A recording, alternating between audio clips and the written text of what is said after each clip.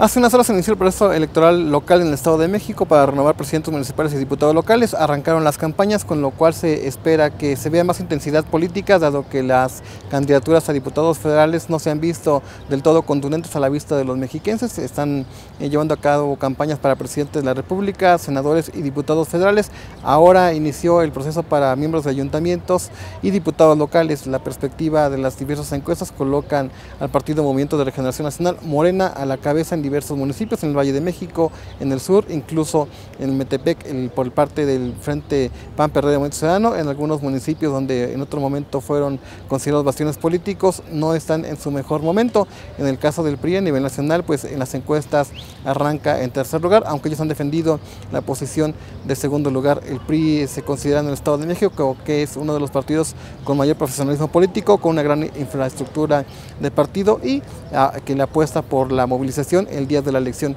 Por eso el reto para los partidos políticos es importante, tendrán que empatarse con los ciudadanos, con sus necesidades a partir de estas campañas locales, donde son más visibles para los mexiquenses que el proceso federal, dado que los topes de campaña que enfrentan los propios candidatos a diputados federales les impiden tener un despliegue contundente.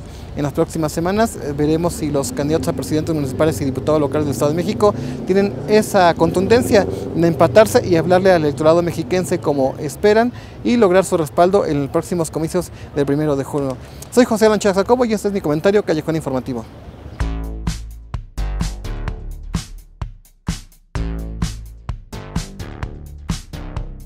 Hola, soy José Alan Chávez Jacobo y les doy la bienvenida de nueva cuenta Política en Corto. Hemos platicado con diversos personajes que son candidatos a diputados federales, pero también participarán en el proceso electoral local para presidentes municipales y diputados locales que inició hace algunas horas. Aquí también les hemos platicado diversos personajes de la vida pública nacional y del Estado de México. Y en esta ocasión vamos a platicar con Omar Olvera Herreros. Él es el secretario de Vinculación con Instituciones de Educación Superior del Comité Directivo Estatal del PRI. Omar, muchas gracias por esta plática. ¿Cómo estás, José? ¿Qué tal? Bien, gracias. Seguramente has visto el inicio de los procesos electorales locales y semanas atrás de los procesos federales para elegir presidente de la República, senadores y diputados federales. ¿Cuál es tu perspectiva de estos comicios? Pues bueno, en principio gracias por el espacio. Yo creo que esta es una elección muy trascendente para nuestro país, para nuestro estado, no solamente por ser la más grande en volumen en nuestra historia, sino también por la coyuntura en la que se da. Yo creo que hoy el mundo está ante momentos, no quiero decir crisis, pero sí de gran trascendencia. Estamos en un momento en donde tras la llegada al poder de Donald Trump, tanto a México como al mundo nos interesa establecer un nuevo paradigma de cooperación con los Estados Unidos, y creo que esta elección está marcada precisamente por eso y hay que ser muy responsables en lo que vamos a decidir. Los jóvenes son los sectores más críticos de la sociedad y sobre todo en términos políticos. Lo vemos en las redes sociales, lo vemos en las propias aulas, lo vemos en la calle. Son los que más comentan, los que más se quejan también, pero los que en alguna ocasión tampoco acuden a las urnas. ¿Cómo conquistar desde los partidos políticos el respaldo de los jóvenes? Bueno, es todo un tema. Yo creo que la juventud, por naturaleza, tiene una tendencia siempre a la crítica. Yo creo que esta siempre debe de ser constructiva, que es a veces la parte que por nuestra inmadurez emocional que a veces podemos llegar a tener, es natural por la juventud, tendemos a la crítica destructiva, a esta crítica que se fundamenta en información que a veces no consultamos. O sea, hoy vivimos una época todos en donde el flujo de la información es increíblemente ágil. O sea, si tú entras a tus redes sociales, en menos de 30 segundos tu cerebro ya recibió información de 40 temas diferentes y a veces no discriminamos con efectividad el decir, a ver, esto sí es cierto, esto no es cierto, voy a verificar esta información. Nos vamos con la primera nota y normalmente esta nota siempre es la que más vende, la más amarillista o la más centrada en una emoción de enojo y que busca dividir, ¿no? Entonces yo creo que esa desafortunadamente es una característica de la política en nuestros días, y a los jóvenes hay que hablarles con la verdad. Nosotros, al menos en el PRI, lo que hemos buscado hacer ahora es ser muy autocríticos sobre lo que hemos hecho mal. Hoy tenemos que pagar los platos que no rompimos, y por unos cuantos malos priistas a todos nos meten en la misma bolsa, ¿no? Y ya todo, si eres priista, es sinónimo de que eres corrupto, de que eres un mentiroso, de una serie de cosas que son mentiras. Yo conozco a mucha gente que ha militado en el PRI, que ha trabajado en el PRI, que ha gobernado por el PRI, que es gente muy valiosa, muy talentosa y que todos los días busca hacer bien por su país. Yo creo que hay que ser autocríticos, sí, pero también hablarle a la gente con la verdad. No sé si los partidos políticos lo estén valorando en su justa dimensión, pero por primera vez participarán jóvenes que nacieron en el año 2000. Pero tenemos en cuenta lo siguiente: del 2000 al 2012, cuando cumplieron 12 años, apenas transcurrieron 2 sexenios del PAN, el de la alternancia de Vicente Fox Quesada y el de Felipe Calderón Hinojosa. Prácticamente en 12 años no logran tener un juicio concreto sobre lo que es México, sobre lo que es la iniciativa de gobierno. Y del 2000 al 2017 y ya 2018 les toca el sexenio de Enrique Peña Nieto, donde yo creo que ya tienen mayor conciencia y ven lo que está observando en el país. Pero es un gobierno mal calificado, un presidente que pues, es mal visto por la sociedad, al menos así lo establecen las encuestadoras nacionales. ¿Cómo hablarles a estos sectores de la población? Mira, yo creo que es un tema complicado porque ellos no han vivido quizás el cambio que tú y yo sí vivimos, ¿no? O sea, nosotros tal vez tenemos una mayor memoria de lo que era el México de los 90s, de finales de los 80s, estas políticas económicas incluso proteccionistas, el empezar a abrirnos al mundo, y cómo este sexenio de Enrique Peña Nieto se ha caracterizado por ser muy reformador. O sea, yo creo que el presidente Peña ha sido muy valiente, así yo lo calificaría, porque a una costa de prestigio político, de popularidad, si así lo quieres llamar, él ha sacrificado todo eso por impulsar una serie de reformas que encauzan al país hacia la modernidad. Yo creo que la reforma en telecomunicaciones, la misma reforma energética, la reforma educativa, todas esas son plataformas jurídicas que nos van a permitir trascender hacia un mejor país. Obviamente, pues estos jóvenes no lo pueden comparar a como estábamos antes, y yo creo que ahí es en donde nuestro partido tiene que trabajar mucho y hacer mucho hincapié en que las cosas han mejorado para bien y que no todo se trata de dividir y de encono. Por eso hoy yo creo que son muy populares las propuestas que quieren regresarnos a los 80s. Es una ventaja entonces que este sector de la población que va a votar por primera vez, que es numeroso, de acuerdo también con las mediciones que se tienen, los datos del Instituto Nacional Electoral, que no hayan conocido esos episodios del llamado viejo PRI? No, yo no creo que sea una ventaja. Porque a lo mejor no lo vivieron, no conocen el tema del crimen de Luis Fernando Colosio en 94, de José Francisco Ruiz Massieu, no vivieron el tema de la crisis en el cambio de gobierno de Cedillo Ponce de León, y no tienen esa memoria. O sea, ellos vivieron una realidad distinta donde lo que más yo creo que tienen más solamente es el movimiento 132, el tema de la mala imagen del presidente Peña, el ascenso al poder de Morena, el posicionamiento del observador. Yo no creo que sea una ventaja, por el contrario, porque así como ellos no vivieron el asesinato de Colosio en Lomas Taurinas, ni luego toda la convulsión que vivió el país después de este lamentable acontecimiento, ellos tampoco vivieron cuando se agota el modelo de sustitución de importaciones de Echeverría en los 80s. Tan no lo vivieron que hoy lo aplaudimos como si fuera la panacea y la gran solución para la política económica de México. Yo creo que, lejos de ser una ventaja, es un obstáculo. Tenemos que socializar más con los jóvenes. Eso lo estamos intentando hacer, lo estamos haciendo en el partido, tratar de explicarle al joven que hay que razonar con argumentos, con academia incluso, con líneas muy claras sobre qué es lo que necesita el país y quién sí lo puede hacer y quién lo puede llevar a cabo. Yo creo que buenas intenciones pueden tener todos los candidatos, pero trayectoria, experiencia, capacidad y sobre todo conocimiento claro de cómo se debe de administrar un país que es tan grande, tan diverso, tan complejo como el nuestro, solamente es uno, y pues ese es José Antonio Meade. Hay un viejo PRI, hay un nuevo PRI, hay un PRI moderno. Recordarás que hace algunos años se hablaba de una nueva generación de políticos del PRI. Ahí se insertaba a Enrique Peña Nieto, que era gobernador del Estado de México, a Javier Duarte, gobernador de Veracruz, a César Duarte en el norte, a Aristóteles Sandoval en Jalisco, y algunos de ellos pues han sido mandatarios estatales cuestionados, incluso algunos perseguidos, otros en proceso de ser retenidos. Ellos eran nuevo PRI. Hay nuevo PRI, hay un viejo PRI, hay un PRI moderno. ¿Cómo entenderlo?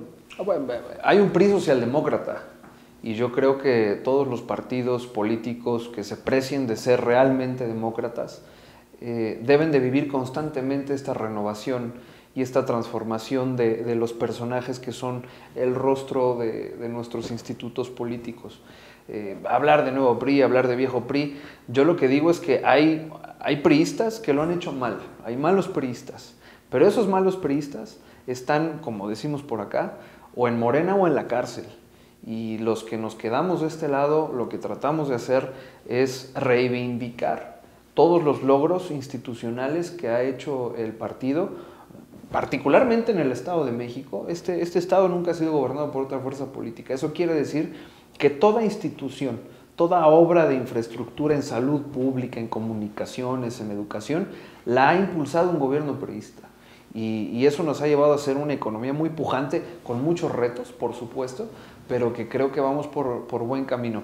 Hablar de un nuevo PRI o un viejo PRI yo creo que no es posible, más bien hay que redimensionar el papel del partido y reivindicarlo como es necesario con nuestro partido y con todos. Hoy los partidos políticos viven una crisis muy grave, pero teóricamente no existe ninguna democracia que pueda vivir sin un partido político que respalde a estos ciudadanos. Tenemos que fortalecer esa función de socialización de las demandas ciudadanas a través de un partido político. Tú platicas con muchos jóvenes, la mayoría de ellos preparados, gente que estudió, gente que tiene posgrados, maestrías, doctorados, gente que se desarrolló quizás en el servicio público, otros en la academia, pero jóvenes al fin. ¿Ellos te comentan, coinciden en que hay un PRI desgastado? Sí, yo creo que en general, no solo el PRI, la política en general ha sufrido de un grave desprestigio desde hace muchos años. No es un fenómeno exclusivo de México. Si tú le preguntas hoy a un argentino qué piensa de la política, te va a decir prácticamente lo mismo que un mexicano, que un colombiano, que un estadounidense. Creo que es más grave en América Latina, es natural. Las economías latinoamericanas no han logrado insertarse en la dinámica de la economía mundial. Hoy parece increíble, pero en el debate del fin de semana anterior yo escuchaba algunas propuestas que es regresar a modelos de sustitución de importaciones, de nacionalización de algunos sectores estratégicos del país, cuando es precisamente eso lo que nos ha llevado a estar tan atrasados respecto a otros países que lejos de estar pensando en economías de manufactura ya están pensando en economías del conocimiento, que es nuestra propuesta. Si quieres hablar de un nuevo PRI, yo creo que tendríamos que hablar de un PRI que cree en la modernización tecnológica como la plataforma que realmente va a impulsar este país hacia el lugar que se merece en el mundo. Sí platico con muchos jóvenes, estudiantes, algunos, como tú dices, que ya tienen algún posgrado, y yo creo que no hay una opinión generalizada, ¿no? O sea, te puedo decir que conozco jóvenes que están muy en contra de todo lo que sea la política y no quieren saber nada, y hay otros que todo lo opuesto. ¿Tú no eres del sector de ese sector de la población que le da miedo caminar por las calles de Toluca, por las calles del país? No. ¿Que le da miedo meterse en los barrios? No, yo creo que en principio hay que perderle el miedo a los prejuicios. Yo creo que sí, vivimos en un país que sufre de inseguridad como muchos otros en el mundo, que hay que ser cautelosos, por supuesto, hay que ser conscientes del contexto en el que vives, pero tampoco es como para que, oye, yo no puedo salir a la calle, ¿no? Eso es radicalizar una idea que no genera más problemas. Si no salimos a la calle, ¿cómo convivimos? Si no salimos a la calle, ¿cómo reconstruimos estos lazos de confianza interpersonal que son los que hacen a una democracia efectiva? Yo creo que tenemos que hacer mucho como ciudadanos, exigirle a los gobiernos, pero también poner de nuestra parte. Hay quien sugería que en México ya hacía falta una tercera vía política porque ya había estado el PRI, hubo alternancia con un partido considerado de derecha y que era momento de explorar ante los problemas de pobreza, de falta de un desarrollo social equilibrado, de inseguridad, explorar una tercera vía en la cual colocaban a Andrés Manuel López Obrador. ¿Qué opinas al respecto? Bueno, yo creo que el mundo, incluso desde la academia se menciona mucho, ya no se divide en izquierda y derecha. Hoy las democracias han madurado a un nivel, o al menos pretendemos que maduren, a un nivel en el cual es necesaria la voz y la opinión de todos. Yo creo que una de las reformas más importantes del presidente Enrique Peña Nieto y de la que casi no se habla, es la reforma política, y que te da la oportunidad de tener un gobierno de coalición. Yo creo que ese es el futuro de la democracia en México, el que ninguna fuerza política por sí misma pueda tener mayoría en un Congreso o pueda formar un gobierno efectivo. El propio presidente Peña ya dio una muestra de cómo se puede construir un gobierno de coalición y desde ahí abanderar una serie de proyectos de agenda legislativa que pueden transformar la realidad de un país. Todas las reformas estructurales fueron fruto de este Pacto por México, que no es otra cosa sino un gobierno de coalición sin sustento institucional. Ahora ya tiene el andamiaje institucional y yo creo que el próximo presidente de México, que por supuesto yo estoy seguro que será José Antonio Meade, tendrá que gobernar en coalición con otras fuerzas políticas. En un momento regresamos.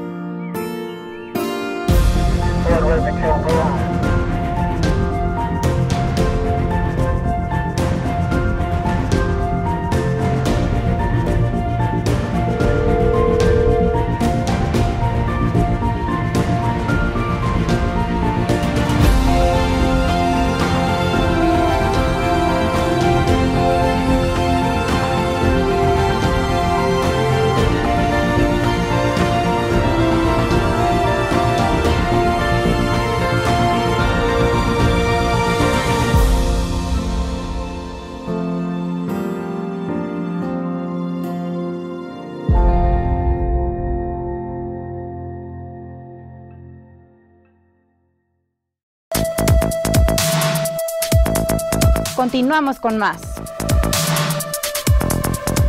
Estamos de regreso y seguimos platicando con Omar Olvera, se los decía al inicio del programa. Él es el secretario de vinculación del Comité Estatal del PRI con instituciones de educación.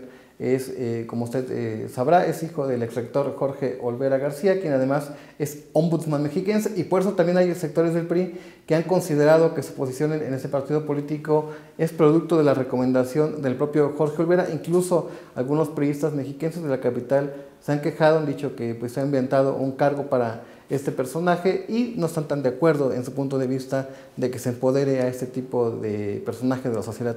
Seguramente has leído también este comentario que alguna vez lo hice en la columna, sustentado por lo que han dicho algunos priistas. ¿Te recomienda tu papá? No, a ver, en principio yo creo que como todo ser humano, yo busco tener una trayectoria profesional, claro, por cuenta propia, ¿no?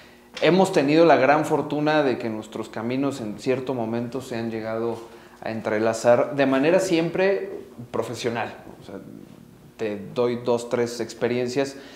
Cuando yo trabajé en la Secretaría de Medio Ambiente, el gobernador Erubiel Ávila nos encomendó crear un Instituto de Energía y Cambio Climático, y una de las instituciones con las que nos pidió acercarnos pues era la UAM, y ahí pues vaya, coincidimos y fue algo muy, muy bueno.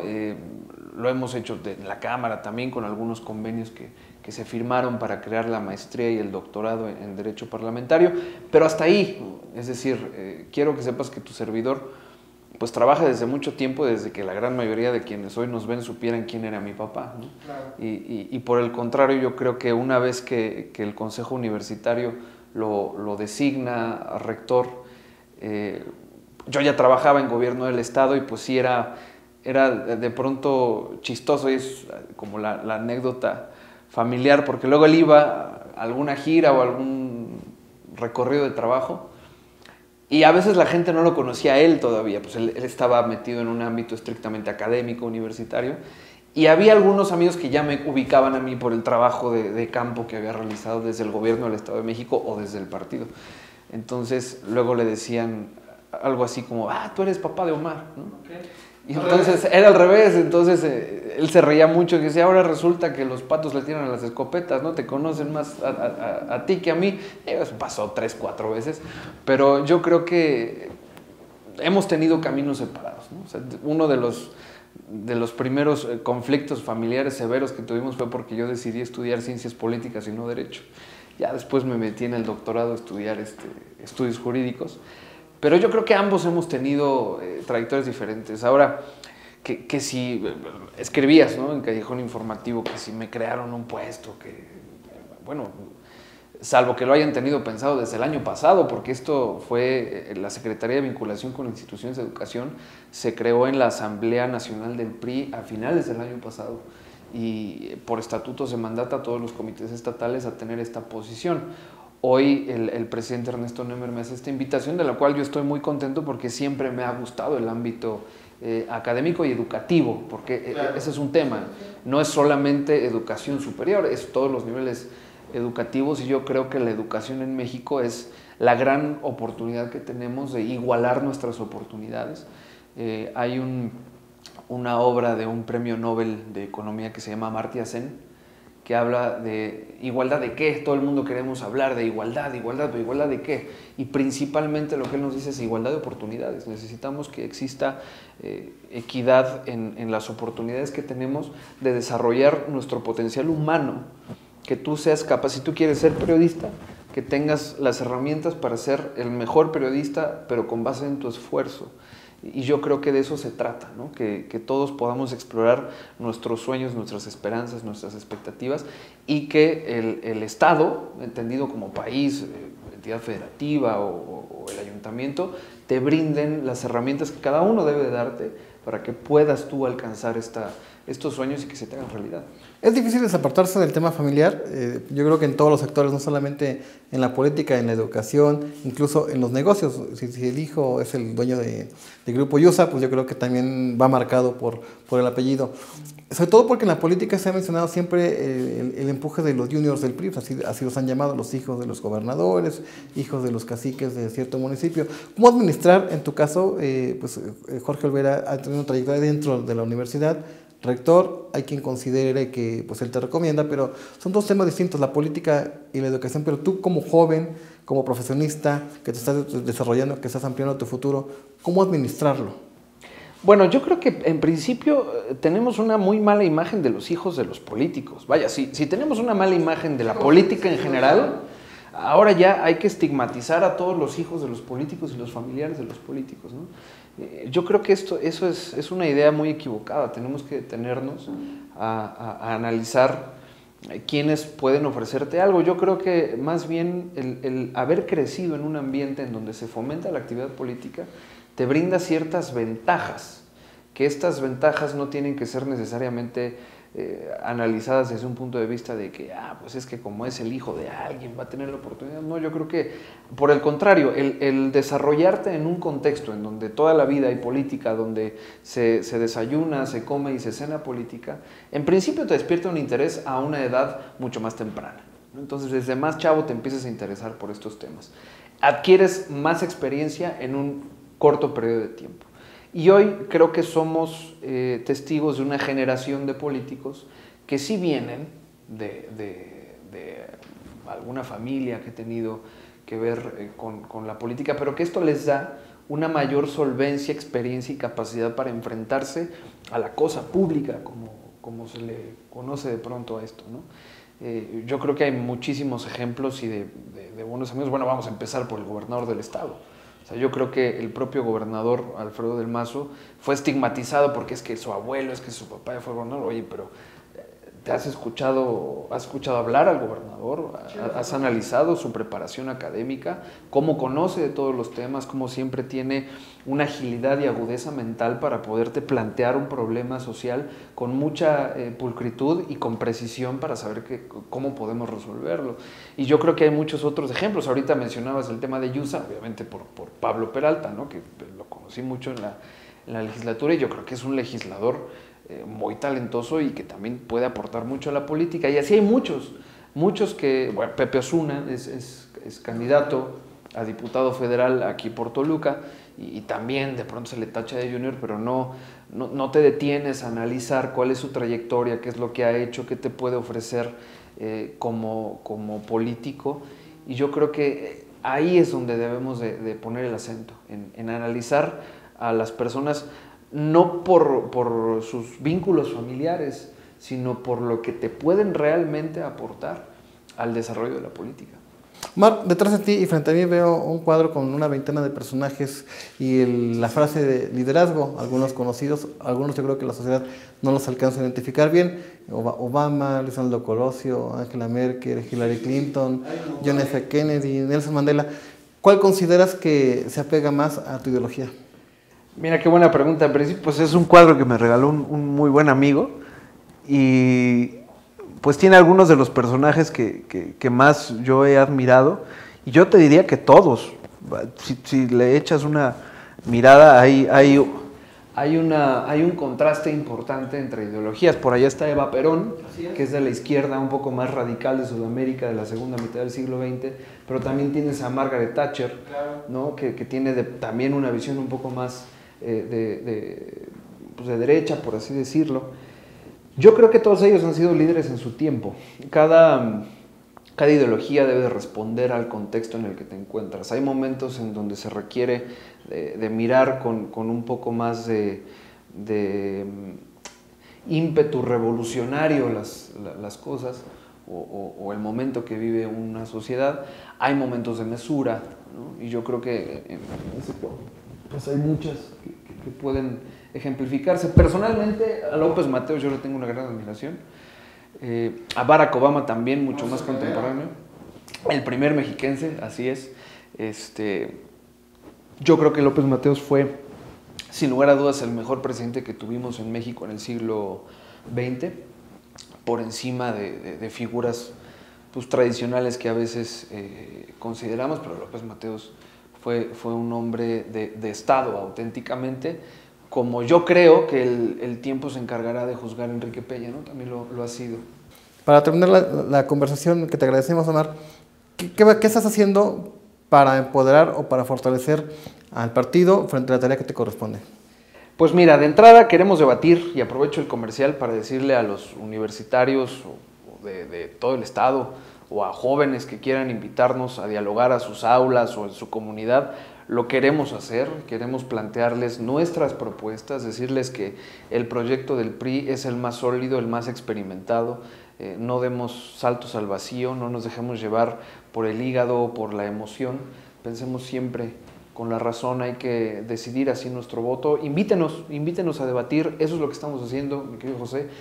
Vamos a espacios académicos de todo el estado, a platicar con jóvenes que de pronto se nos acercan y nos dicen: oye, yo soy priista, no me da pena decirlo, pero pues de repente me echan un montón en mi grupo y necesito argumentos o saber cómo podemos defender el proyecto. Eso es lo que estamos haciendo. Queremos plantarles cara a quienes hoy solo buscan dividir a México o quieren regresarlo al pasado. Yo creo que México no está para experimentos. El país necesita un liderazgo confiable, probado, experimentado, capaz, y solo lo encontramos en José Antonio Meade. Pues muchas gracias por esta conversación.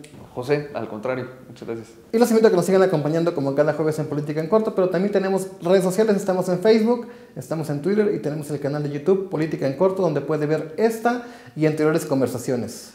Descanse.